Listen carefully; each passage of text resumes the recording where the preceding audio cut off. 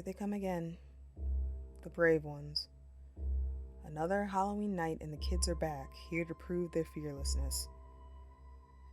The old house's floorboards creak beneath their sneakers. Only half an hour until midnight, so I have to work fast. I start with their flashlight, blowing lightly against it so that it flickers, but this inspires little more than a nervous giggle. 15 minutes until midnight. Time to take things up a notch. I hover up to the ceiling and will my body into flesh. My every nerve is on fire, but they've given me no choice. I force drops of blood to trickle out my nose, but the boys below don't notice. I knock against the ceiling, but they won't even look up. I thought this place was supposed to be haunted, says the leader. What a joke. 5 minutes until midnight. I'm running out of time. With the last of my strength, I scream, so loud that they finally turn to look up at me. I like to think I put on a good show. I sway on an invisible noose as the blood flows freely from my nostrils now. A couple of drops hit a skinny one with a crew cut. The boys scream and run into the night, just in time. Below me, I hear the thing turn, its disappointment palpable. For now, it sleeps. But one day I will fail.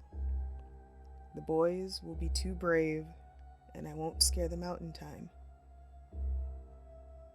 One day, they will wake it. My daughter woke me around 11:50 last night. My wife and I had picked her up from her friend Sally's birthday party, brought her home, and put her to bed. My wife went into the bedroom to read while I fell asleep watching the Braves game. "Daddy," she whispered, tugging my shirt sleeve. "Guess how old I'm going to be next month?" "I don't know, Beauty," I said as I slipped on my glasses. "How old?"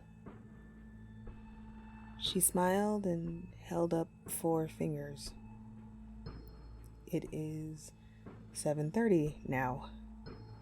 My wife and I have been up with her for almost 8 hours. She still refuses to tell us where she got them." Have you ever walked into a room and found a vampire? No, not the sexy kind, but a foul creature with bony limbs and ashen skin. The kind that snarls as you enter, like a beast about to pounce.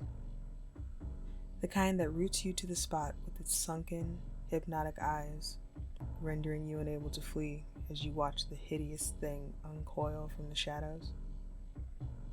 Has your heart started racing, though your legs refuse to? Have you felt time slow as the creature crosses the room in the darkness of a blink? Have you shuddered with fear when it places one clawed hand atop your head and another under your chin so it can tilt you, exposing your neck? Have you squirmed as its rough, dry tongue slides down your cheek, over your jaw, to your throat, in a slithering search that's seeking your artery? Have you felt its hot breath release in a hiss against your skin when it probes your pulse, the flow that leads to your brain? Has its tongue rested there, throbbing slightly as if savoring the moment? Have you then experienced a sinking, sucking blackness as you discover that not all vampires feed on blood? Some feed on memories. Well, have you? Maybe not. But let me rephrase the question. Have you ever walked into a room and suddenly forgotten why you came in?